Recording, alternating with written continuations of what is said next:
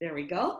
And this session is being recorded and will be sent out. The link will be sent out to everybody. I'd like to introduce our panel, and then I'm going to turn it over to the moderator. Our panel members are Linda K. Briggs, and Linda comes from the Tacoma 8 Club, and she was president in 2018-19. Len Foucher, Len's from the Gateway Club, and he was president in 2019-20, so he has some COVID experience. Ann Moscow is Victoria Harborside Club, and she was president in 2017-18. And last but certainly not least, Bill Potter from the Lakewood Club, and he was also president 2019-20, so has some COVID experience, because I'm sure there will be questions around that. So now I'm going to turn it over to past District Governor Joan Firkins, and she will be our moderator today. Thanks, Lorna. Good morning, everybody. Nice to see everybody's shining faces early in the morning. All right, number one, everybody on mute, please. Somebody's not on mute. And let's just see who's showing up here. Shanna. All right. I just want to go over a few housekeeping things as well. I'm not a professional moderator, so please don't throw anything at me if I screw up along the way, but I'll do my best. I've only just met 3 of the panelists this morning, so but I think we'll be fine. With the exception of the panelists, please make sure you mute yourselves. Also, if you have any programs open on your computer, can you please close them? Just so we could keep the bandwidth as strong as we can. We've got a lot of questions to be answered by the panelists, and we may not have a lot of time for other questions, but if you have a burning question as we're going along, please send it to me privately in the chat box. If you put it into the everyone stream, I won't be able to keep track of it. So if you have a real burning question, please put it in the chat box to me. And I think you all know that if you need to raise your hand, if we get to that point, if you look at the bottom of the participant screen, there's the raise hand icon. You maybe all know that you can hold down the space key to unmute yourself temporarily. And I'm assuming you're probably all in gallery view. So everyone good to go? You can even put your hands up and wave. You're all good? All right. So we've got a good list of challenges and questions, and we're going to do our best to get through them. And as I said, if there's time left at the end, we'll tackle the questions in the chat box. Remembering that these challenges and questions came as a result of the President-elect session at the DTZ this past May. So thank you to District Governor-elect Lorna for following through on her promise to get this panel set up. So the number one challenge, as it has been for many, many years, is membership attraction and retention. I'm going to ask each panelist to share their thoughts as to how their club has tackled this age-old problem. And I want them to be a storyteller and maybe share an example if they can. So this morning we want to share ideas that you as president-elects can put to use in your year. So let's start off on that vein with Linda Kay from Tacoma 8. Good morning, Joan. Good morning, District Governor-elect Lorna, and you wonderful humans who have stepped up to volunteer for a Rotary leadership position. It's you have my sincere thanks because not everybody says yes, and not everybody says yes to presidents. So for that, I thank you, thank you, thank you. Can you hear me fine, Joan? Yes, it's just fine, thanks. Okay, great. Yeah, good. So I would say just out of the chute, I knew there was a benefit to having B as the last name, Briggs. What I would say right out of the chute is that before I became president, I noticed that there wasn't much fun going on. And that we were lacking a strategic plan, and that we have done things. We're a very old club, 110, 111 years old now.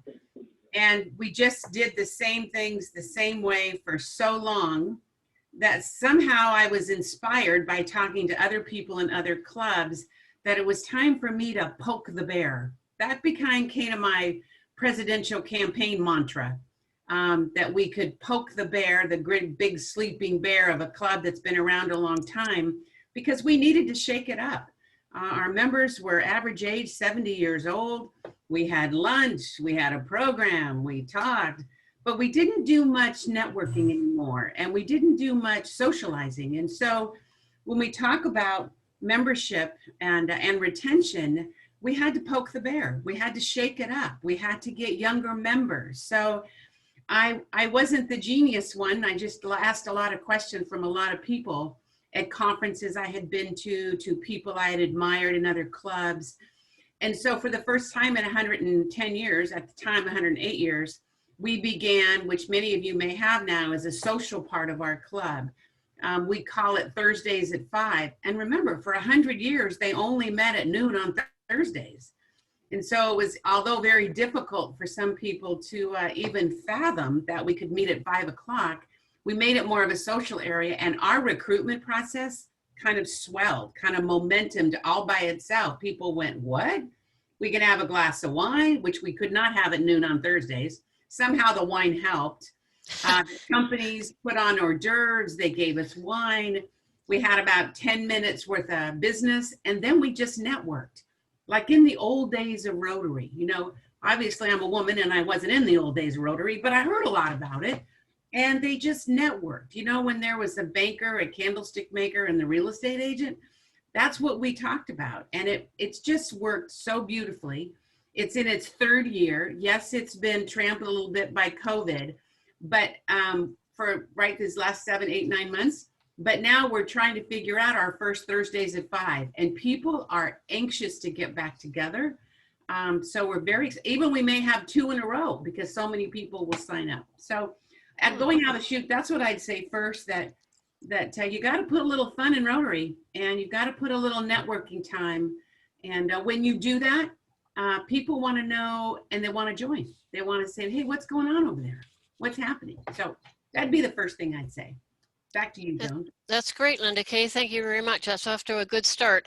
Let's ask Bill from Lakewood if he's got anything to add to that. Thank you, Linda. I appreciate that.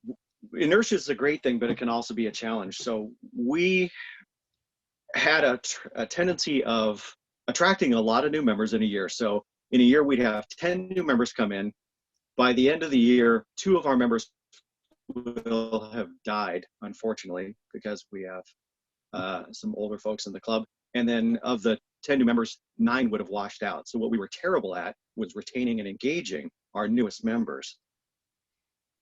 So none of this is rocket science, but some of it worked with just a little bit of extra effort and was actually aided by the transition to Zoom meetings, because when you're trapped at home, who's with you? All of your family. So what we have is a high water mark of spouses, married couples, both being in the club as Rotarians. And that's been really neat. We've also had other members of extended family join our meetings, and nothing makes you accountable to attend a meeting and be engaged like a family member saying, hey, it's Friday, are we getting in on this thing? I want to hear the speakers. I want to see those people.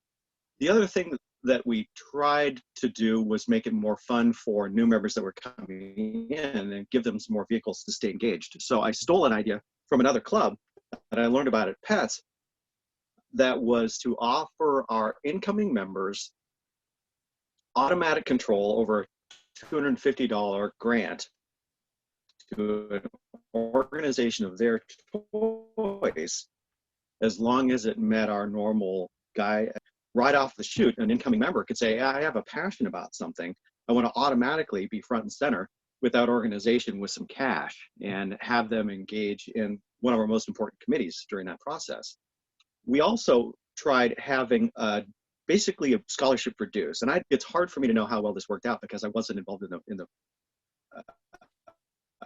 the financial transaction side of it, but we did send a very clear message that this year we did not want money to be an obstacle for younger folks with emerging families or who are going through transitions in their work to not be in Rotary. We said we have a dues of $185. If that's a challenge, contact anybody in the club that you trust having a confidential conversation with, and they'll escalate it and we'll take care of it for you. We want that to just be off of the table. We want you engaged. One of the other things that ended up working really well that we didn't expect is growing our honorary members. And being a large club, it doesn't really hurt us if we have a few people showing up who aren't paying dues. But one of the things that we learned is how important Rotary was to some of the spouses of some of our members that we didn't realize. So, for example, Ted Weir, whom a bunch of you know, passed away last year, and Rotary was a huge part of his world. Well, his spouse, Carol, started dialing into our Zoom meetings, and she would show up as soon as the meeting was activated, and she would stay on until the meeting was officially closed and nobody could be in. So we made her an honorary member. It completely made her day. It was beautiful to see how much she cherished that. And then it took away all the awkwardness of her wanting to be in the meeting. So clearly it was something that was a very important part, help that be a continuing part of her life. Thanks, Bill. That's a couple of really good suggestions, and I'm sure everybody's writing furiously. And it's really nice to hear that about Carol Weir, because I was privileged enough to work with Ted when he was an assistant governor. Okay, Anne, I'm going to ask all four of the panel to answer this because membership is so important. So Anne, did you have something to add? Well, first of all, my first comment is I'm so sorry I didn't have this sort of session before I became president, because this is fabulous. So thank you, Lorna, for organizing it. And I think we should think about keeping it as a permanent offer to incoming presidents. Yeah, the first thing is that I'm making notes because there are ideas that I think we can take back to our clubs. The other thing I'd note is how similar some of the issues were in some of the resolutions. So Linda Kay, I was interested to hear you say, for example, that you wanted to make it fun. Dave Spavin is on the call, and he and I are in the same club. And Dave will remember that a couple of presidents ago, we had Paul Doherty was our president at the time, and I remember Paul saying, "Let's make Rotary fun again." The club was doing okay, but there was no real energy, no spirit, and so there was a focus on making everything that we did fun. Our fundraisers became fundraisers because we were doing just as much fellowship as we were doing fundraising. So there was that emphasis on engaging people and keeping the meetings fun and people wanting to come to the meetings. What was that, about 4 or 5 years ago now? And before we had to shut down, if you'd come to one of our meetings, as some of you have in the past, there's an energy in the club that is remarkable. An energy that right now, even some of our speakers have noted it and said they've wanted to become members because of the spirit in the club. So we've in fact increased our membership there. But we also did a couple of things, Bill, that you mentioned. One of which was looking at younger members. So we put in a, pardon me, a policy that said, we will reduce the costs for members under the age of 30. Because we recognize that for people under the age of 30, it's tough going. And if any of you want to see our dues and fees policy, we actually wrote up a policy that said, here are our dues and fees policy. Please contact me and I'm happy to share it with you. Because also included in that policy, we realized that there are members who are going through financially tough times and we didn't want to lose them. So anybody who's going through a tough time can go to either the Director of Member Services or to the President, and it's very confidential. We will support them for a whole year. They don't pay for, we're a breakfast club. They don't pay for breakfast, they don't pay dues. We pay the dues on their behalf. We wanted to keep them in the club. So the next thing that we did was we noticed that we had people who were no longer able to attend our meetings. And so we created the honorary member category. And all of this, by the way, is in this dues and fees policy. If I tell you that the 3 people who, our first 3 honorary members, every one of them was moved to tears. They were so grateful for the club having said, we still want you, we need you. The one member said to me, and I can't speak right now. I am so grateful for this. So what we looked at were those members where there was an incentive for people to run away, where people weren't staying. How can we make it easier for them to keep coming and feel that they're still a member? By the way, the members that we support, the only people in the entire club who know are the person themselves, the president, Director Member Services, and the person who does the billing. Apart from that, there is nobody else in the club that knows, so it's very confidential, and so they feel that their privacy has been respected. Okay, I'm going to move along if you don't mind, Anne. I'm done. Thanks, But Jo. that's good. You had a few new ideas. That's great. So let's get some ideas from Len, please. Well, thank you, Joan, for hosting this, Lorna for inviting me and the rest of the panel. And I'm going to echo what Linda Kay said. It's great to have all the AGs on and the incoming president-elects. You guys have put your hand up and you're signing up for an awesome thing here. So congratulations on that. I'm just going to add some quick points. I think that you've heard a great message, and all 3 of the previous panel members said fun. And I think that's the key word here is we've got to make sure Rotary is fun. I think I heard a statistic recently, and I'm probably going to get the number wrong, but I think the concept is right, that Rotary is getting about 100,000 new members each year. That sounds great until you find out there's 100,000 members that are leaving as well. And when you look at the net number of 0 and you say, oh, this is an issue that we've got to take on. So what's the retention issue? And it sounds like that's what our club's got to focus on. Great points on how you make the club fun and different activities. I think, so the club I'm in, Gateway Rotary, hoorah, Amanda. I did the cheer for Gateway. We're a young club as far as years, 9 years now that it's officially been around. And we start off every meeting with a 4-way test, with the 5th test being, is it fun? We turn around, of course, when we were in person, we would say that, and we try to attach, kind of like what Anne was saying, to every activity that we're trying to do. Is this fun? Is this going to be fun for our members? And I think when we talk about everything today, and what you're going to be doing as you launch off your president-elect years, if you want to focus on retention, ask that question. Is what we're doing going to be fun for our members? And is it going to be fun? Maybe there's different activities. Think about that your membership isn't necessarily one group, one small group of people. You might have a couple different groups of people that are around. So maybe it's different activities that you've got to plan out, whether it's a fundraiser of one type for one group of people, or maybe something for a different age demographic or something else. And then I would also say, what time is your club meeting? I like the idea Linda Kay said about that they have a new time that they're offering.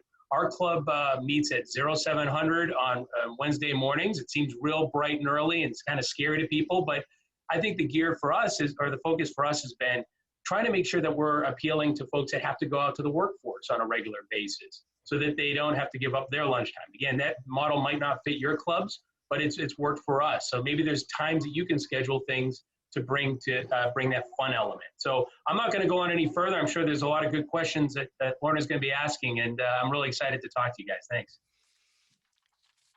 Thanks very much, Lynn. I'm going to keep you going here, and we're going to switch now on to fundraising. So we want to talk about how to generate and get club to buy into new ideas and how to get everyone in the club on board and engaged. And Lynn, when we were talking earlier, you sort of alluded to this, so let's have you kick this one off, please. Thanks, and I'll apologize in advance. I do have 3 little ones. All of a sudden you hear screaming in the background. Those are future Rotarians that are excited about what we're talking about. Yeah, fundraising. I think right now the biggest change, and Joan introduced that I'm an immediate past president, so I get this transition of COVID thrown at my presidency year. And right now, I think all the president-elects have got to be focusing on what fundraising is going to look like. And you're going to have an interesting year ahead of you as we hopefully transition out of COVID or what that might look like. You're going to really need, in my opinion, to build different contingencies. What is fundraising going to look like in 2021, 2022? I don't think any of us on the panel, I don't think any of you know what that exactly is going to look like. So as you envision what your fundraiser might be, I think you've got to start looking at, well, what's it going to look like if we're fully locked down? What's it going to look like if we're fully back? Do we have the capability to get the public relations out and be able to inform people? But as far as on motivating your group, I think you've got to in motivating your clubs, I think it's got to start with, one, make sure you identify the importance of what fundraising is. I think fundraising comes out as like a task. We've got this task ahead of us. And I know, I'm sure most of you have read Simon Sinek always talks about the why of an organization and coming back to that focus. Why are we doing the fundraising? What's the end result? And really making sure that your club doesn't look at it as the task-oriented item and more focused on why you're doing this and the collective why. And then hopefully bring the whole club together to really make a great accomplishment. So I hope that answers the question, Joan, and maybe raises some good conversation from the other panel members. Absolutely. Linda Kay, would you like to pick up on that, please? Why, yes, I would. Could you see me nodding as Len is talking? He is singing my song. I don't know that any of you know this, but for my profession, I am a fundraiser. So I manage a business that helps companies, for-profits, and government entities raise capital money, raise endowment money, and we teach people how to do that. So to be a Rotarian is just second nature to my professional life. So let me share with you, I'm an area governor now, and so I had a chance to look at my 5 clubs along with Tacoma's 8 this past year during the endowment time. And many, many organizations, including Rotary, have of course gone to viral fundraising. And although it's really scary, I will tell you the trend is that most people are making their goal. And let me tell you, which is a beautiful thing, because what that means is that the people that are committed, as Len said, to the impact of your organization still holds true in their heart, right? So at Tacoma 8, we're all about small kids, vulnerable kids, and all about seniors. So we go from A to Z quickly, and those are the groups of people that we care about mostly in our Tacoma area because we find them the most vulnerable with the most need. So what Tacoma 8 did was they have an auction every year, a gala where we all drink too much and eat too much and raise our paddle. And so this year, instead of trying to do a viral, right? Because remember, we're a little bit of an older club, so we don't always change very quickly as we pivot. So it took us a little bit. And what we decided to do was instead of to do a Zoom virtual, we decided to get on the phone. And why did we do that? Because 1, we wanted to have fun. 2, because we wanted to have retention. I want to know, what's Tracy doing with the bottles behind him in that picture? Maybe I saw him on a Zoom meeting. Maybe I wanted a Bloody Mary and I couldn't have one, so I saw his. So we got on the phone, we talked with people. We said to them, you know, COVID's happening. We need your help. We've got to raise this amount of money. What do you think? And this person on the phone said, well, gee, thanks for calling, Linda Kay. Nice to talk to you too. And what happened? We raised more money than we would if we met. So we pivoted in a way and fundraised in a way as if we were intimate in that room. And literally without all the hold-a-raw that you have in an event, they just raise the paddle over the phone. So that worked tremendously for Tacoma 8, and I think that's happening a lot. The other thing I would end about fundraising is exactly what Len was alluding to and said, that if you're a president, you have an opportunity for one or two or three things, and you probably heard this before, that you can really raise up to be important in your year. You can have some influence, no question about it. But your influence has got to be with your executive team and your board of directors. So when you talk about fundraising, you can brainstorm some ideas, you can bring people in, but it's your job as the president to be the cheerleader and the coach at the same time. So if there are ideas that you have or someone in your club, that fundraising and the impact of that fundraising, it's what's going to make you successful. That is a critical piece of the operation of your club. So if you can have fun along with a strategic goal that tells you that fundraising is really important. Oh, and then there's the president's citation, which is the third in the trifecta that says, and this is, we're going to be rewarded for this. This is what Rotary International wants us to do. We want to raise the money. We want to make an impact. We're all going the same way. And fundraising is that liquid on that road that helps us get there. So that's what I'd say. That's great. Back to you, Joan. Thank you very much. All right, Bill, how about you adding something to the story? Fun definitely seems to be an element in all the responses so far. It's great. Bill? Fun, but I know we got off of that subject, but I'm unmuted now, right? Yeah, Can you hear me? yeah, we can hear okay, you. Good. Thanks. On fundraising, we tried to play to our strengths and marry our dollars with dollars that were going in a similar direction to really maximize what we were doing. So what we saw once COVID hit was a lot of focus in the community on a few key things. So parks improvements, not so much, but aiding first responders, food insecurity, and housing instability became big focuses for all fundraisers, all funders, organizations, nonprofits. So we tried to channel into that. So we had a major project identified that we were going to support our local community-run playhouse with some technology upgrades. Well, they shut, they couldn't operate. So we talked to their organization and our board, and we decided, you know what, we're going to actually pull funding back from that, at least for now, and redirect that towards in a low-income transition from homelessness in their housing and address a more immediate need. So that was two things rolled into one: is recognizing that the needs of the community changed, and then also because we were tied in with these organizations through our members, we knew what was going on. So we tried to play to our strengths in that we knew that we had folks on boards with certain organizations, and they could give us a minute-by-minute update of what their organizations needed.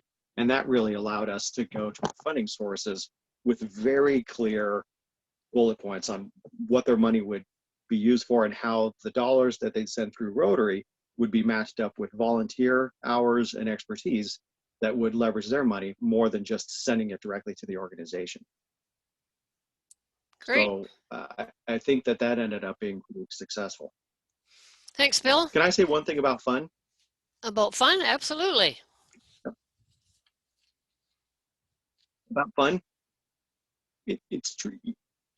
So many Rotary past presidents said it felt like the crowd was sitting there just watching them, waiting for them to do something funny or interesting, and just sitting there, like this the whole time. And I guess I was probably one of those people. So setting the tone is good. I'm going to sound like I'm bragging here, but apparently this was a big deal because I had so many people talk about this. I had walk-up music for every meeting that I had, like at a baseball game or a TV show. And it would just always set the tone for the meeting. And people would wonder what it was going to be. They'd email me with suggestions. And I just think that was a simple thing to do. It just got the meeting started off with a bang. But I mean, individualized. But apparently that made an impact. Very good. I'm not supposed to be in on this, but I'm just going to say last year I was club president again for the second time. And I brought my iPad to the meeting every week, put Spotify on and did a playlist before the meeting, and everybody absolutely loved it. So enough of that. Anne, got Sure. something to add? I do. Like everybody else, we had to rethink some of our fundraisers. One of which was a garage sale, which we held at one of the local schools. Well, obviously that couldn't work. So we were all going, oh, well, you know, this is really unfortunate, but we're not going to be able to do it. And then one of the members said, hang on a minute, wait a minute, let's get creative.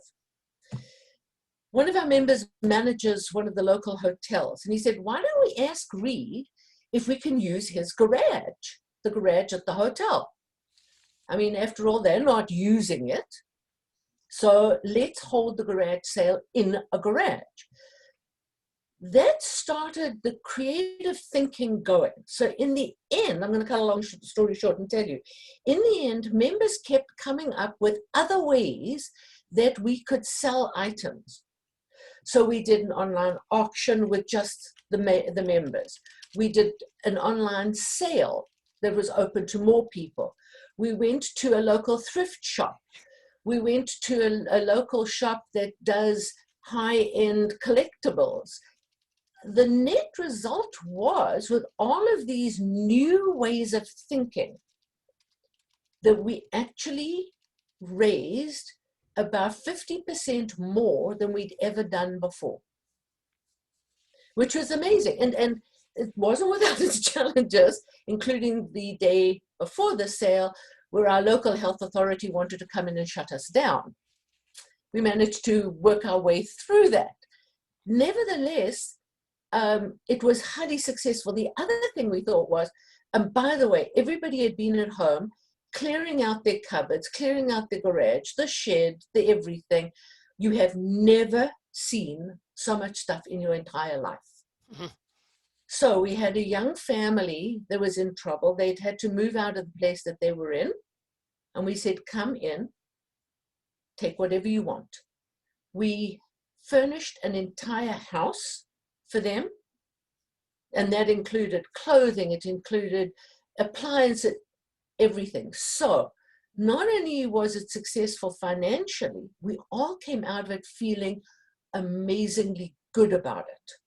So that creativity, it got the ball rolling and people started giving us ideas.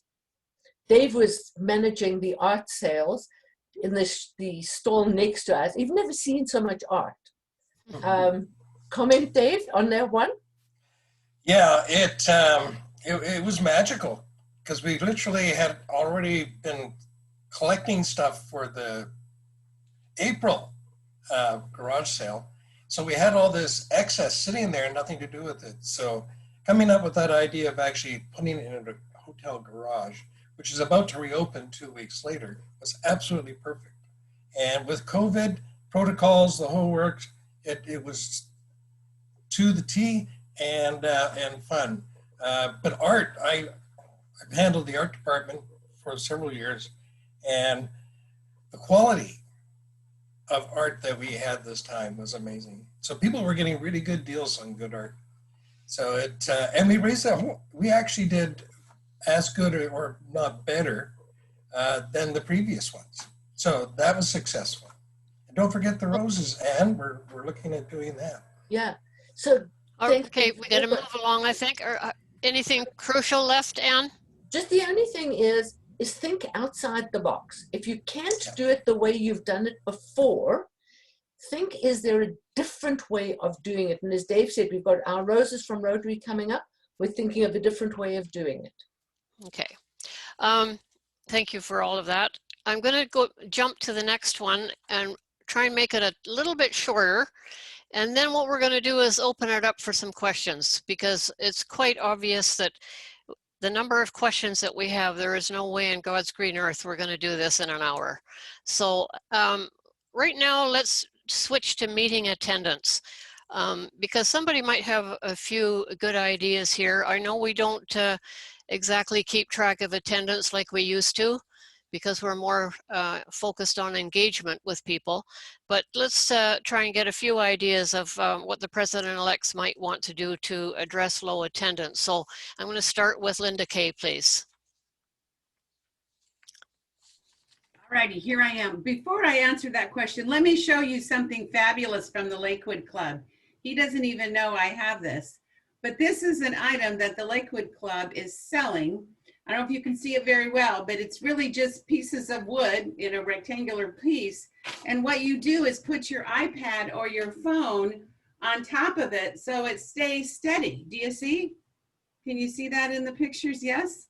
I bought my mother one for Labor Day. She thinks it's the best thing since sliced bread, because sometimes people are a little shaky, you know, and make you dizzy when they're on your phone. This is a money maker for the Lakewood Club. As a matter of fact, I'm going to buy 20 of them for my clients this Christmas because it's so practical during COVID because you're so much on your personal phone. So just a plug for the Lakewood Club.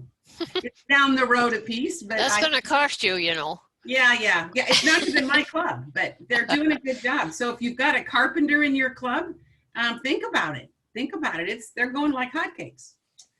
Okay, we're talking about member, what? Ways to address low attendance. Low attendance. Okay. So one of the things, and it is all about attitude, right, as Bill talked about. And because you're the main cheerleader when you're president and president-elect, you're looking for ways to get to know members. So for me, I got a really good piece of advice from the previous president who said, part of your job as president-elect should be meeting as many Rotarians as you can.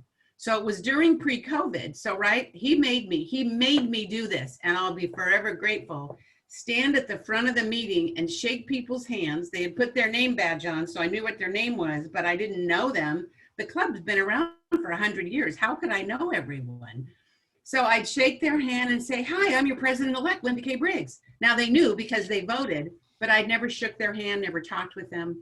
So getting to know your club is really important. So even if you can, you know, pivot that in Zoom, when you look at your gallery view, pick 2 or 3 people. If I were president-elect, this is what I might do. I might pick 2 or 3 people that I knew were salt of the earth members. Maybe they're a chair of a committee, and I would make it my business to call them. I would call them during the week, sometime where it's not offensive time for people, and say, hi, we don't know each other that well, or we do know each other well. I just want to say what a pleasure it is to see your face at the Zoom meeting. You know, wasn't that speaker great? Gee, I'm sorry we ran out of time. Wasn't that silly when that guy sneezed on his time? I mean, whatever it is you want to talk about.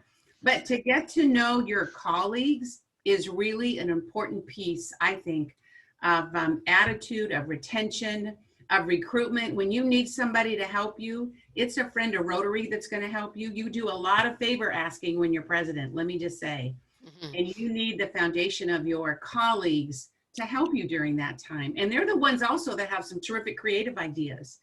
So the pressure to be president and not be creative for everything is a really good thing. And you know that by your attitude of who you are when you come to your post. So that's the advice I would give. Great, thank you. Len, can you add something to that?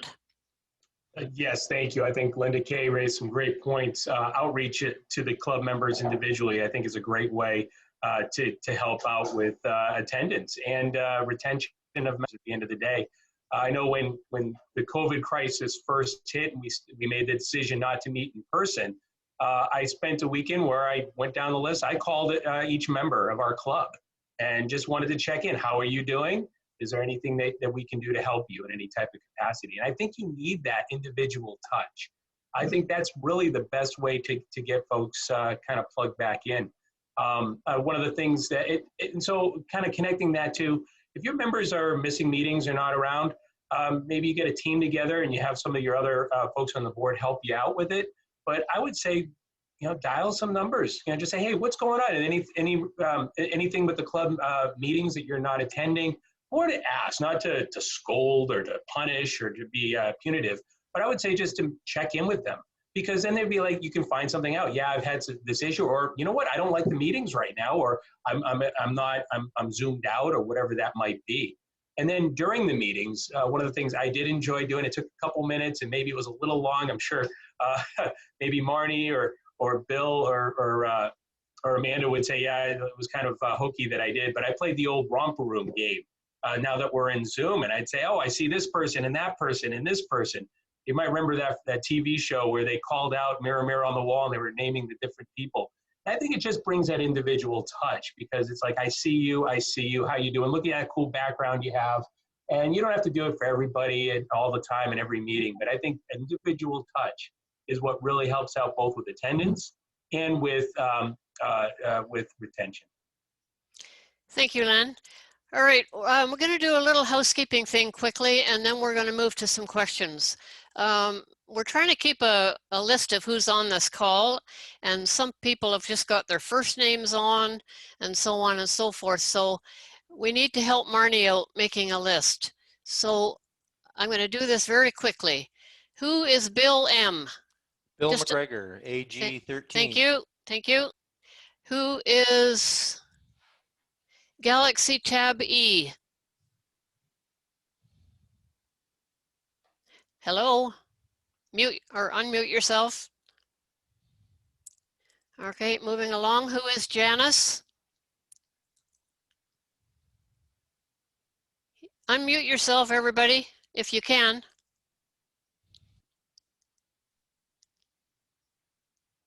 Janice Krull, K-R-A-L-L.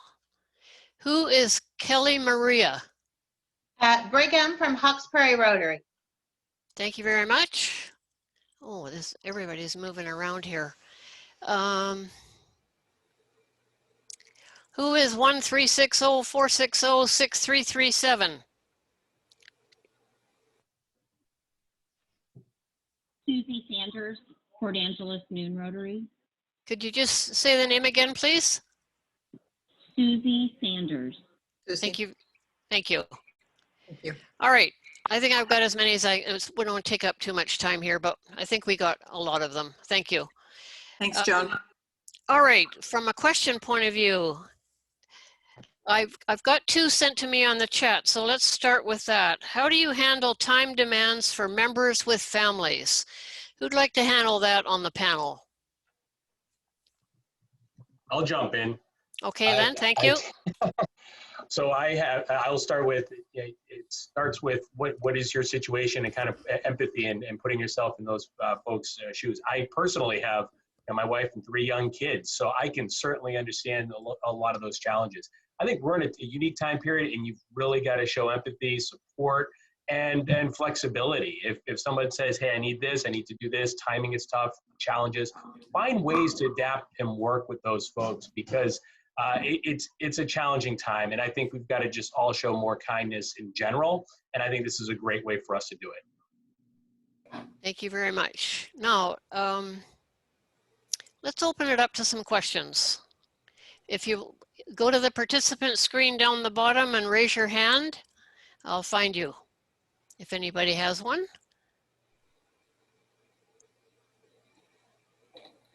Nobody seems to be doing that. I did have one sent to me about, do people have some COVID meeting Zoom fun ideas for when you're having your meeting on Zoom? Would anyone like to speak to that? Absolutely. Okay, Bill? I'd say open the meeting up as early as you can and leave the meeting running as late as you can. Yeah. Folks just crave the chance to chat, and it's amazing how early people will show up and dial in just to say hi.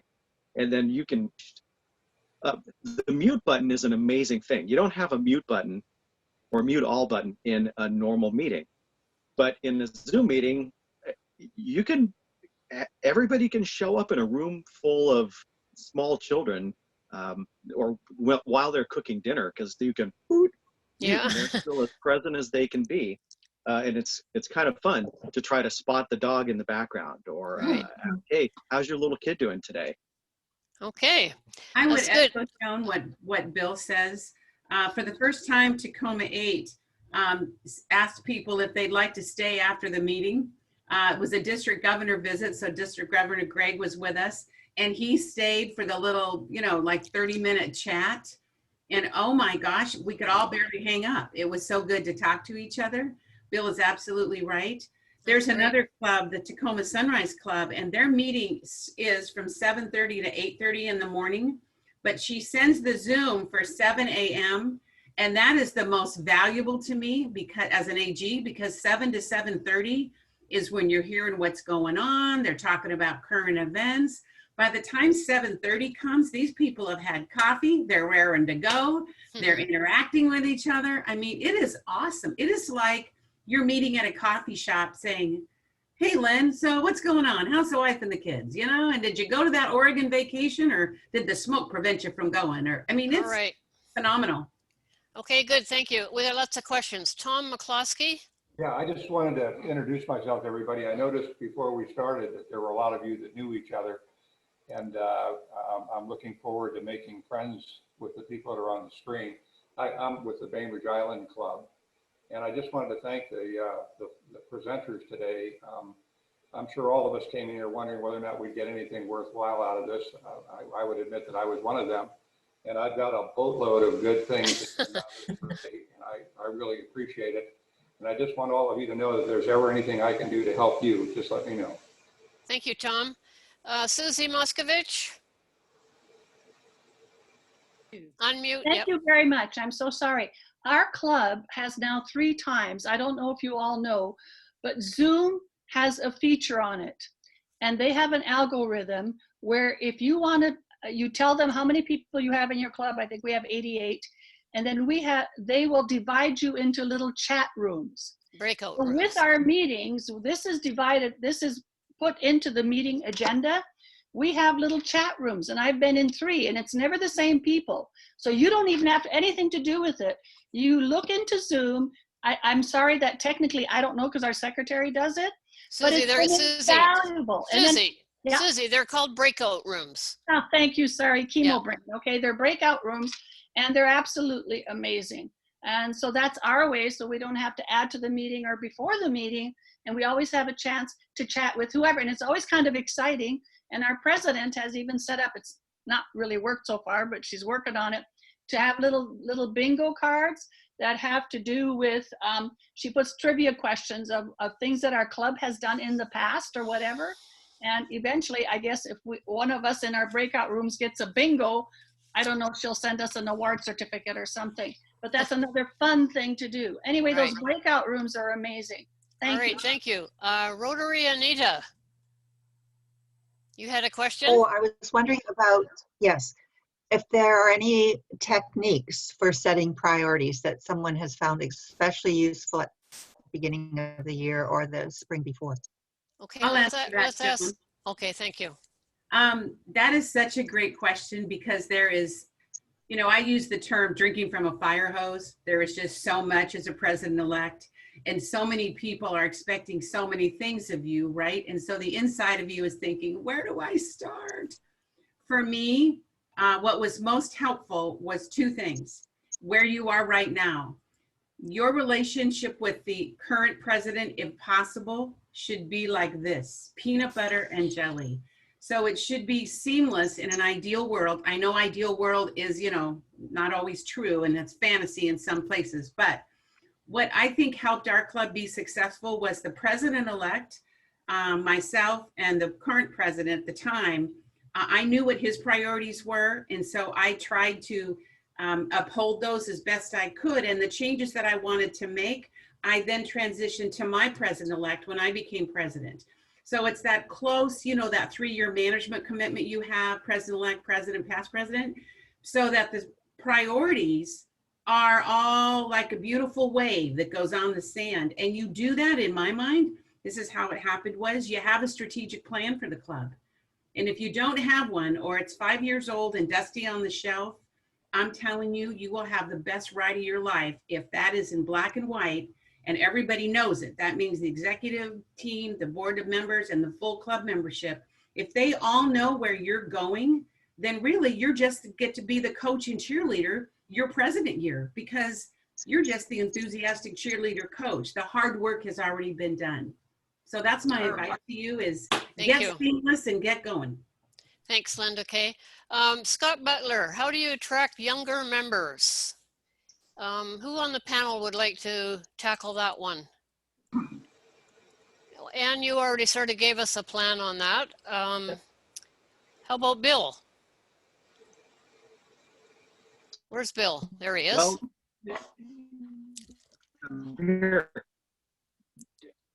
I wouldn't overlook generational, not an accident that we have multiple generations in our club.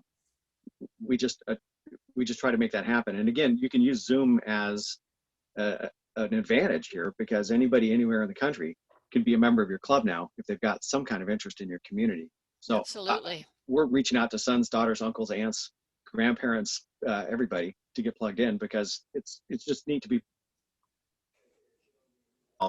in all this isolation.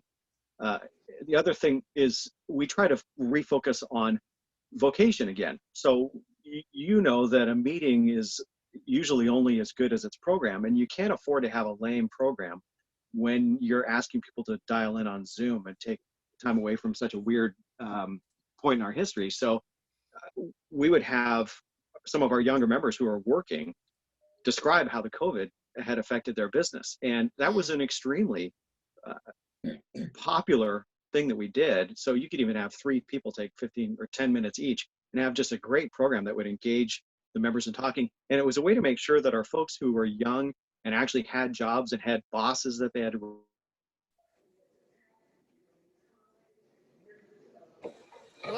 make sure that if I hadn't heard from them in a while, it was a great reason to reach out and have them plug back into the meeting. That's and great. Then they could also be engaging with coworkers who could be potential members too. Good points. Thanks, Bill. Okay, I got some questions here. Dennis Perret. Unmute. There we go, Dennis. Hi. Not really a question, but before it's over, I wanted to thank Lorna for organizing this. Thank you. I wish I would have had this during my year as PE, but now that I'm president, even though I used to be PE just a short while ago, and we just have a bit of a quick step here. I forwarded on to the president's position quickly. And I'd like to say thank you also to Patricia Crossley, who is my PE for this year, who is stepping into my position and also coming forward. And she's of great help also on our board. Thank you. Thank you for everyone on here. Whoa. Marnie Obendorf. You're on mute, Marn. There we go. Now you're. I was doing something else. Yes, I'm here. I'm here. Well, are you calling on me because I had my hand up? Yes, I am.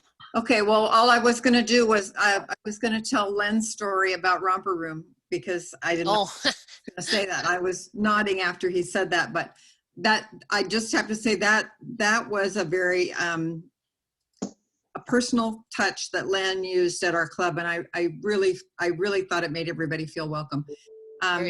I do have one other really quick question. I want to know who is logged in as Robert. It's a woman that has the name of Robert. If you could just rename yourself on your screen or tell her. I don't know how to rename myself. Sorry, okay. It's not my computer. I figured that was the case. Yeah, so, I'm my dear. I'm Nell Berger from Souk. Okay. Oh, great. Perfect. Thank you. Perfect. Thank you. And then the one that's Galaxy, I still didn't get who that is. Yeah, Galaxy Tab E. Can you hear me? Now we can, yes. Oh, okay. It's Derek Hardacre from Chemainus, BC. Thanks, Derek. Perfect. That's all I need. Thank you. Okay, quick question from Barb Cameron. Not a question, just comments on how to have fun in a COVID meeting. Okay. Susie, thank you for sharing the breakout rooms. I find that a fantastic thing at your club.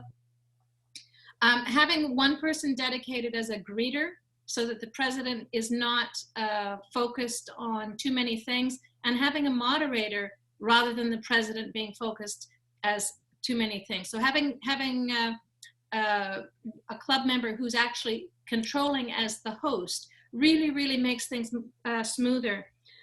Another club has a music interlude. So before they introduce the speaker, there's a few bars of some music that's related to the topic that just kind of perks people up. And the other thing is one president at the end of the meeting has popsicle sticks, and he does a draw, and the person who's attended the meeting and is drawn with the popsicle sticks gets 50 Paul Harris points moved into their account. Oh, great. Yeah. Okay, thanks, Barb. Those are all good.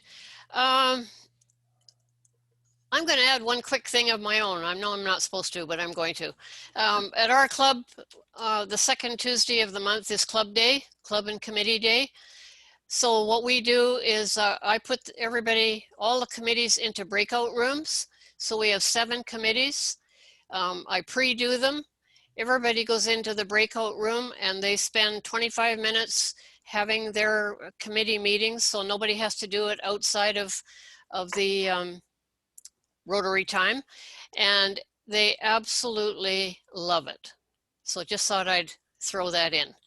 Tom McCloskey, last question. Tom, you're on mute. Yeah, I don't want to take up the time. I know we're just about finished, but I didn't have a question. I just wanted to add one thing. I have a tremendous president that I'm working with, and we're doing a strategic plan, and she put me in charge of developing it. And, I just want to second the notion that this is a great opportunity. COVID is a challenge, but it's also a great opportunity. And it just has opened up so many doors to how we're going to change things in the future. And we're going to codify a lot of that in the strategic plan. So. Okay, thank you. Okay, we are going to wind this up, and I'm going to wind up by asking each member of the panel to say if they were president again, what they might do differently. They may not do anything differently, but I'm going to go and try to make it reasonably short. But let's start with Len. Well, thanks everybody again, Joan, Lorna for organizing this, and everybody for attending. If I could do president again, I would do it in a heartbeat. What a great year it is, and it's one of the most exciting times, I think, to be a Rotarian.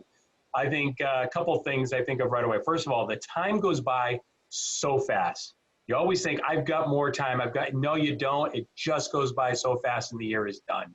Yeah. So keeping that in mind, I think, is an important focus. Second, you set up a whole bunch of goals. Limit your goals. I think I was very aggressive on how many goals that I had set up for the club, and there's just so little time. Stay focused on specific goals and really try to cherish the wins that you get. And then finally, and this is one I think I did a good job with, and I would just really want to make sure I echo this to the group. Start your planning for your year now. Make sure you go into July. You've got your goals. You've got your direction. If you have got a strategic plan in place, you've got your goals attached to it. You've done what Linda Kay said and attached your personal goals for the year to what your predecessor has done in the long-term plan. And then what I did for my first meeting right off the get-go is I had a state of the club address. Where basically this is kind of the history of the club. This is where we came from. Here are the goals. And I think that really just set the tone for the year. And I really would say that's something that you guys might want to suggest. So again, thank you. I have had a great time. I hope this has been useful, and I hope I've contributed in some way. So thank you so much. Thanks, Len. You certainly have. Thank you. Anne, quickly. Very quickly.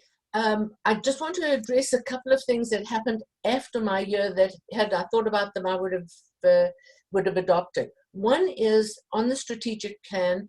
We've made it a 3-year strategic plan so that when we set it, it's not just for your year, it's the next 2 people coming into office that help to set the plan. The other thing is involving the members in that plan. We did a strategic planning session, setting priorities with the members. If everybody buys into where you're going, they'll make it happen. Great. So my 2 cents worth, and thanks to Lorna and to Joan for putting Thank you, Anne. You've been a great help. Thank you. Let's do Linda Kay. Thank you. Thank you, Joan. Thank you, Lorna. Thank you, everyone that was here. I'm wishing you the best in your new year. Being president in a club where they allow you, because they've known you for a while, usually, you get to be you. So I liked being me, and I could be me without falling or spilling or making mistakes, because I made plenty.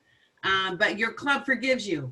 So you do all kinds of things. But the one thing I thought about this, because my bar is high and I want to keep growing and keep learning, we had a troublesome chair of a committee. He was an old guy, been around the club a long time and not really open, you might imagine, to change. And he had trouble managing his committee in a new way that Rotary International wanted to manage or to lead. And what I did was I took my president-elect with me, and we went to talk with him. And it didn't go so well, and it evolved, and it took care of itself, but it took a long time, and it was very emotional for me. What I would have done differently is I would have gone to him on my own. I wouldn't have taken anyone with me. I would have called him up and said, buddy, you know it's going to the left and you're staying on the right, and we got to talk about it because it can't be this way. So if I had to do it over again, I'd have done a one-on-one, and then maybe it would have been the same, but I would have put that effort through, I think. Right. Very good point. Let's wrap it up with Len, please. No, Bill. Sorry, Bill. I apologize. I accidentally lost the signal there for a minute. Are we reflecting on what we would have done differently? Yes, what you might have done differently. Yeah, I'm glad that we took a lot of time to focus internally in our club and make sure our members were taken care of and all in a good place. But it wouldn't have taken that much effort for me to stay involved with organizations outside our club. And I wish I'd done that. I wish I'd at least made a few more phone calls to the large church down the road or the nursing home or even another club and just had a chance to say, hey, what are you doing? I think it would have helped us be more ready to adapt as needs in our community changed if we'd stayed just a little bit more engaged. That's great. Thank you, Bill. Very quickly, and then I'll let Lorna sign us off. I put something up here for you. I'm just making a suggestion for you. These are two books that are well worth the read. One is by Dr. Bill Wittich. It's called Stop Recruiting and Start Attracting. The other one is As I Was Saying by Cliff Docterman. Many of you know who that is. Some of you won't know, but can't really recommend that you have a quick look at these books. They're both on Amazon. So I just wanted to show you that. And Lorna, over to you. And let me just say thank you to everyone. You've all been great. The panelists, you've been fabulous. You did a great job.